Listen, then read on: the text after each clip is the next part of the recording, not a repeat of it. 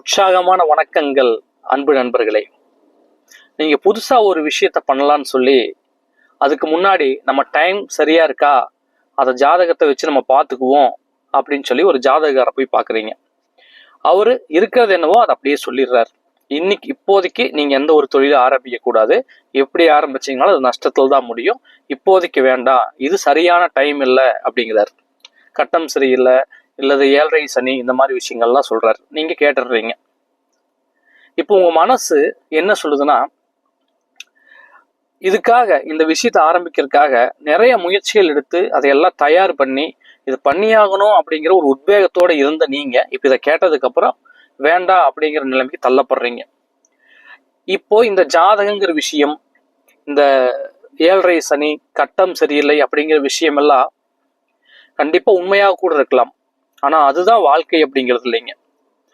அப்ப ஜாதகம் உண்மை அப்படின்னு சொன்னால், ஜாதகம் இருக்கிற விஷயங்கள் உண்மை அப்படின்னு சொன்னால், இவங்க எல்லாத்துக்கும் ஆகச்சிறந்த ஒரு ஜோசியர், ஒரு ஜாதகதாரர் இருக்கார். அவர் என்ன சொல்லியிருக்கார் அப்படின்னா, தெய்வத்தால் ஆகாது எனினும் முயற்சிதன் மெய்வருத்த கூலிதரும் சொல்லியிருக்கார்.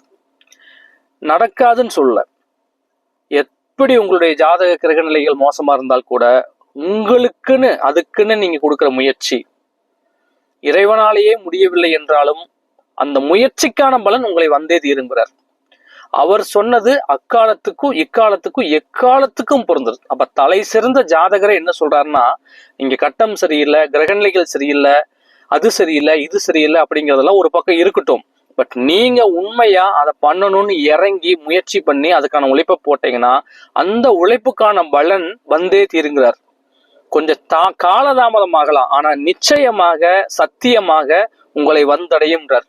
ஒரே வார்த்தையில் சொல்லிட்டார், தெய்வத்தால் ஆகாது எனினும் முயற்சிதன் மெய்வருத்த கூலி தரும்.